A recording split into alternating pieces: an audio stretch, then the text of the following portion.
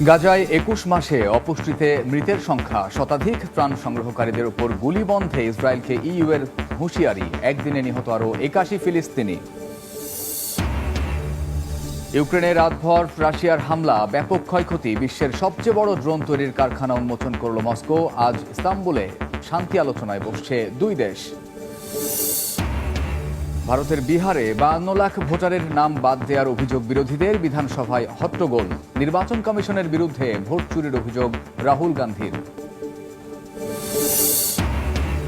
যুক্তরাষ্ট্রে $৫৫,০০০ কোটি বিনিয়োগ করবে জাপান। বিনিময়ে আমদানি পণ্যের শুল্ক কমিয়ে ১৫% করার সিদ্ধান্ত ট্রাম্পের। ফিলিপিন্সকে গুনতে হবে ১৯% ট্যারিফ।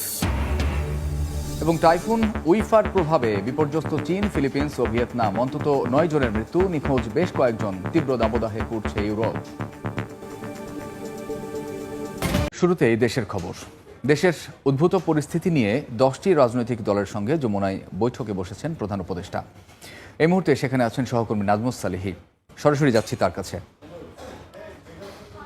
পরিস্থিতি এবং আইন শৃঙ্খলার উন্নয়নের জন্য প্রধান উপদেষ্টা ডক্টর মোহাম্মদ ইউনূস গতকাল 4টি দলের সঙ্গে তিনি তার যে বাসভবন যমুনা তিনি সেখানে বৈঠক করেছেন। সেই বৈঠকের ধারাবাহিকতায় বাকি যে দলগুলো রয়েছে তাদের সঙ্গে আজকে বসেছেন এবং আজকে বলা হচ্ছে যে 10টি রাজনৈতিক দলের নেতাদেরকে এখানে আমন্ত্রণ জানানো হয়েছে। মূলত ডক্টর মোহাম্মদ ইউনূস গতকালকের ধারাবাহিকতায় আমরা বলতে পারি আজকেও তিনি সেই রাজনৈতিক দলগুলোর নেতাদের কাছে দেশকে কীভাবে আরও স্থিতিশীল করা যায়, কীভাবে আইন শৃঙ্খলার আরও উন্নয়ন ঘটানো যায় এবং কিভাবে বিভিন্ন ইস্যুতে যে হঠাৎ করেই বিভিন্ন ধরনের আন্দোলন জমে উঠছে এবং সেই আন্দোলন আসলে জনদুর্ভোগ এবং কখনো কখনো সচিবালয়ের গেট ভেঙে ভিতরে ঢুকে যাওয়ার মতো পরিস্থিতি আসলে তৈরি হচ্ছে। এই বিষয়গুলোকে কিভাবে আরও শান্তিপূর্ণ উপায়ে সমাধান করে রাষ্ট্রকে আর একটু স্টেবল করা যায়, রাষ্ট্রকে আরও স্থিতিশীল করা যায়, সেই জন্য তিনি আসলে সহযোগিতা চাইবেন এবং করণীয় কি হতে পারে তাদের কাছ থেকে তিনি পরামর্শ চাইবেন। তো আজকে যে 10টি দলের যারা উপস্থিত হয়েছেন মিটিং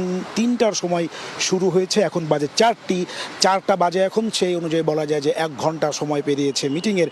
উপস্থিত আছেন মিটিংয়ে আজকের সৈয়দ হাসিবুদ্দিন হোসেন, রাষ্ট্র সংস্কার আন্দোলনের তিনি নেতা। জোনায়েদ সাকি, গণসংহতি তিনি আন্দোলনের নেতা।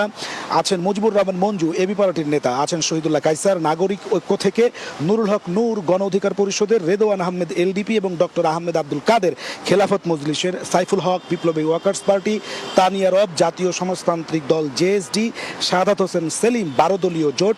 বজলুর রশিদ ফিরোজ, বাসদ। রুহিন হোসেন প্রিন্স, সিপিবি এবং ডাক্তার মিজানুর রহমান, সেক্রেটারি, গণফোরাম। মূলত তাদেরকে আজকে ডক্টর মোহাম্মদ ইউনূস তিনি ডেকেছেন, আমন্ত্রণ জানিয়েছেন এই কারণে যে সামনে যে নির্বাচন, সেই নির্বাচনকে কেন্দ্র করে যাতে এখন থেকেই দেশের পরিস্থিতি এবং আইন শৃঙ্খলা পরিস্থিতি যাতে স্বাভাবিক রাখা যায় এবং রাজনৈতিক দলগুলো যেমন গতকালকে তারা বলেছিলেন এখন থেকেই যদি আইন শৃঙ্খলা পরিস্থিতি একেবারে নাজুক হয়ে পড়ে এবং যখন তখন যে কোনো ইস্যুতে যেহেতু বড় ধরনের গণজামায়াত এবং যে কোনো বিষয়ে যদি আন্দোলন জমে ওঠে সেক্ষেত্রে আসলে নির্বাচনকে কতটা শান্তিপূর্ণ এবং কতটা অবাধ নিরপেক্ষ এবং করা যাবে সেটি বিষয় নিয়ে কিন্তু তারা উদ্বেগ জানিয়েছেন। সেক্ষেত্রে গতকাল যেমন তারা সরকারকে আরও আইন শৃঙ্খলা বাহিনীকে আরও কিছুটা কঠোর হওয়ার পরামর্শ দিয়েছেন, পাশাপাশি যে ডক্টর মোহাম্মদ ইউনূসকে সবার সাথে তার এই যে সংলাপ তারা সেটি চালিয়ে যাওয়ার অনুরোধ জানিয়েছেন। তারই ধারাবাহিকতায় আজকে মূলত রাষ্ট্রকে আরও স্থির করতে, সরকারকে আরেকটু সহযোগিতা করে কিভাবে একটি স্থিতিশীল রাষ্ট্র এই মুহূর্তে আসলে নির্মাণ করা যায়, সেজন্য কি করা দরকার তিনি এই বিষয়গুলো নিয়ে পরামর্শ তিনি সহযোগিতা চেয়েছেন এবং তারা আসলে পরামর্শ দিচ্ছেন। নেতারা বের হবেন, তারপরে গণমাধ্যমের সঙ্গে কথা বলবেন, তখন আসলে বোঝা যাবে যে আর কি বিষয় আলোচনা হয়েছে। এই ছিল আমার কাছে রাষ্ট্রীয় প্রধান উপদেষ্টার বাসভবন যমুনার সামনে থেকে সর্বশেষ। প্রধান উপদেষ্টার বাসভবনের সামনে থেকে যোগ দিয়েছিলেন নাজমুস সালিহি। এবার অন্য প্রসঙ্গ। গাজায় ২১ মাসের বেশি সময় ধরে চলা সংঘাতে অপুষ্টিতে ভুগে মৃত্যু হয়েছে ১০১ জনের। এদের মধ্যে ৮০ জনই শিশু। অনাহারে জ্ঞান হারাচ্ছেন জাতিসংঘের কর্মীরাও। বিবিসির এক প্রতিবেদনে উঠে এসেছে এমন চাঞ্চল্যকর তথ্য। ত্রাণ সংগ্রহে যাওয়া ফিলিস্তিনিদের হত্যা বন্ধ করতে আইডিএফকে হুঁশিয়ারি দিয়েছে ইইউ। দখলদার বাহিনীর হামলায় গাজায় একদিনে প্রাণ হারিয়েছেন ৮১ জন। স্থানীয় সময় মঙ্গলবার গাজা জুড়ে বর্বরোচিত হামলা চালায় ইসরায়েলি সেনারা। এতে প্রাণ হারান অর্ধশতাধিক ফিলিস্তিনি। এদের মধ্যে বেশ কয়েকজন ছিলেন ত্রাণের সন্ধানে থাকা মানুষ। এক বিবৃতিতে বিষয়টি নিশ্চিত করে উপত্যকাটির স্বাস্থ্য মন্ত্রণালয়। গাজা উপত্যকায় ত্রাণ নিতে যাওয়া ফিলিস্তিনিদের লক্ষ্য করে ইসরায়েলি সেনাদের গুলি চালানো এবং হত্যা করা পুরোপুরি অগ্রহণযোগ্য উল্লেখ করে দেশটিকে সতর্কবার্তা দিয়েছে ইউরোপীয় ইউনিয়ন। মঙ্গলবার সামাজিক যোগাযোগ মাধ্যম এক্স এর এক পোস্টে ইইউ এর পররাষ্ট্র নীতি বিভাগের প্রধান কাজা কালাস সতর্কবার্তা দিয়ে বলেন, আইডিএফকে অবশ্যই ত্রাণ সংগ্রহে যাওয়া ফিলিস্তিনিদের হত্যা বন্ধ করতে হবে, তা না হলে সব ধরনের বিকল্প জোটটির হাতে রয়েছে বলেও হুঁশিয়ারি দেন তিনি। শুধু ইসরায়েলের নির্বিচার হামলা নয়, তীব্র খাদ্য সংকটে ভুগছেন গাজার বাসিন্দারা।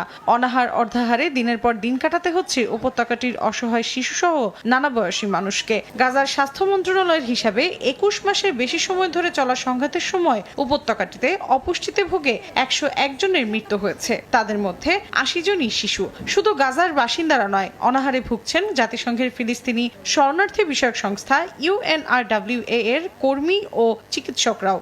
সংস্থাটির প্রধান ফিলিপ লাজারিনি এক বিবৃতিতে বলেন, অনাহারে ও অবসাদের কারণে তাদের অনেক কর্মী ও চিকিৎসক কাজ করতে করতে জ্ঞান হারিয়ে ফেলছেন। গাজার পরিস্থিতিকে দুনিয়ার নরক আখ্যা দিয়ে তিনি বলেন, অবরুদ্ধ ফিলিস্তিনি ভূখণ্ডের কোথাও আর কোনো জায়গা নিরাপদ নেই। এ অবস্থায় নেতানিয়াহুর সরকারকে অপরাধী সংগঠন বলে তীব্র নিন্দা জানিয়েছেন ফরাসি বামপন্থী নেতা মেলছো। সামাজিক যোগাযোগ মাধ্যমের এক পোস্টে তিনি বলেন, ফিলিস্তিনি শিশুদের খুন, ক্ষুধার্ত রেখে মেরে ফেলার ঘটনা শুধুই ঘৃণা জাগায়। এই কার্যকলাপে যারা অংশ নেয়, সমর্থন করে, অস্বীকার করে মুখ ফিরিয়ে থাকে, তারা প্রত্যক্ষভাবে দায়ী বলেও অভিযোগ করেন তিনি। এদিকে ইসরায়েল ফিলিস্তিনিদের মানুষ বলে মনে করে না বলে জানিয়েছেন কাতারের পররাষ্ট্র মন্ত্রণালয়ের মুখপাত্র মজিদ আল আনসারি। এক সম্মেলনে তিনি বলেন, গাজায় ইসরায়েলের উন্মত্ত আচরণ গোটা মধ্যপ্রাচ্যকে হুমকির মুখে ফেলেছে। আঞ্চলিক সংঘাত ঠেকাতে ইসরায়েলকে আন্তর্জাতিক আইন মানতে বাধ্য করতে হবে বলেও মন্তব্য করেন তিনি। একই দিন বিক্ষোভে নামেন ইসরায়েলের রাজধানী তেল আবিবের বাসিন্দারা। এ সময় গাজার যুদ্ধ ও অনাহার বন্ধের দাবি জানান তারা। মৌসুমীর সাথী, সময় সংবাদ। শান্তি আলোচনাকে সামনে রেখে ইউক্রেনের ওডেসায় ভয়াবহ ড্রোন হামলা চালিয়েছে রাশিয়া। একাধিক ইলেকট্রনিক প্রতিরক্ষা ব্যবস্থা এবং অস্ত্রাগার ধ্বংসের দাবি করেছে মস্কো। একই দিন ইউক্রেনের সেনাবাহিনী জানায়, সম্মুখভাগে 176টি সংঘর্ষে জড়িয়েছে দুই দেশের সেনাবাহিনী। এদিকে মার্কিন প্রেসিডেন্ট ডোনাল্ড ট্রাম্পের হস্তক্ষেপ ছাড়া যুদ্ধ বন্ধ হবে না বলে মনে করছেন বিশ্লেষকরা। মঙ্গলবার রাতে ইউক্রেনের ওডেসায় ভয়াবহ ড্রোন হামলা চালায় রাশিয়া। ক্ষতিগ্রস্ত হয় ভবন ও একাধিক গাড়ি। দমকল কর্মীরা আগুন নিয়ন্ত্রণে কাজ করেন। একই দিন দোনেৎস্ক অঞ্চলের একটি বসতি দখলের দাবি করেছে রাশিয়া। দেশটির প্রতিরক্ষা মন্ত্রণালয় জানায়, তারা ইউক্রেনের 10টি ইলেকট্রনিক প্রতিরক্ষা ব্যবস্থা ও 13টি গোলাবারুদের গুদাম ধ্বংস করেছে। আরও দাবি করেন, হাইপারসোনিক ক্ষেপণাস্ত্র, কিনজাল সহ বিভিন্ন ধরনের অস্ত্র ব্যবহার করে ইউক্রেনের সামরিক শিল্প স্থাপনাগুলোতে হামলা চালানো হয়েছে। জবাবে ইউক্রেন জানায়, তারা রুশ সেনাঘাঁটি, অস্ত্র, গোলাবারুদ ও ক্ষেপণাস্ত্র ইউনিটগুলোতে পাল্টা হামলা চালিয়েছে। এদিন ইউক্রেনের উত্তর পশ্চিমের ভলিন অঞ্চলে একটি মিরাজ 2000 যুদ্ধবিমান ভেঙে পড়ে। ফ্রান্স থেকে পাওয়া এই বিমানের যান্ত্রিক ত্রুটি দেখা দেয় বলে জানায় সামরিক বাহিনী। উত্তেজনার মধ্যেই বুধবার ইস্তানবুলে শুরু হচ্ছে তৃতীয় দফার রাশিয়া ইউক্রেন শান্তি আলোচনা। কিয়েভের পক্ষে আলোচনায় নেতৃত্ব দেবেন জাতীয় নিরাপত্তা পরিষদের প্রধান Rustem Umerov. President Volodymyr Zelensky জানান, বন্দি বিনিময় ও যুদ্ধবিরতির ওপর গুরুত্ব দিচ্ছে ইউক্রেন। তবে আলোচনার বাস্তব গুরুত্ব নিয়ে প্রশ্ন তুলেছেন ইউক্রেনের রাজনৈতিক বিশ্লেষক ওলেহ সায়াকিন। সায়াকিন আরও জানান, যতক্ষণ না মার্কিন president Donald Trump Russia Ukraine ইস্যুতে নিজের অবস্থান স্পষ্ট করছেন, ততক্ষণ ইস্তানবুলের বৈঠক শুধু সময় ক্ষেপণের মঞ্চ মাত্র। মালিহা সুহরওয়ার্দী, সময় সংবাদ। ভারতের বিহারে ভোটার তালিকা থেকে 52 লাখ ভোটারের নাম বাদ দেওয়ার অভিযোগ তুলেছে দেশটির বিরোধী রাজনৈতিক দলগুলো। বুধবার এই ইস্যুতে বিহারের বিধানসভায় বাকবিতণ্ডা হয়েছে। নির্বাচন কমিশনের বিরুদ্ধে ভোট চুরির অভিযোগ তুলেছেন কংগ্রেস নেতা রাহুল গান্ধী। ভারত থেকে বিস্তারিত জানাচ্ছেন সুব্রত আচার্য। ভারতের নির্বাচন কমিশনের বিরুদ্ধে পক্ষপাতিত্বের অভিযোগ নতুন নয়। বিশেষ করে গত 2 মাস ধরে বিহারের চলমান ভোটার তালিকা হালনাগাদের বিষয়ে দেশটির বিজেপি বিরোধী রাজনৈতিক দলগুলো কঠোর সমালোচনা শুরু করে। এবার নির্বাচন কমিশনের বিরুদ্ধে রাজ্যটিতে 52 লাখ ভোটারের নাম বাদ দেওয়ার অভিযোগ উঠেছে। আশঙ্কা করা হচ্ছে নির্বাচনের আগে কমপক্ষে 1 কোটি মানুষকে তালিকা থেকে ছাঁটাই করা হবে। আর এটি করার মধ্য দিয়ে বিহারের শাসক বিজেপির ভোট চুরির সুবিধা পেল বলে দাবি করছে আরজেডি। বুধবার বিধানসভায় এই ইস্যুতে রীতিমতো হট্টগোল বেঁধে যায়। স্থানীয় বিজেপি জোট সরকারের অন্যতম শরিক এবং বিহারের বিরোধী দল আরজেডি সদস্যদের বাকবিতণ্ডায় বিধানসভার অধিবেশন মুলতবি করতে বাধ্য হন স্পিকার। দেশটির লোকসভাতেও এ নিয়ে বিক্ষোভ দেখা যায়।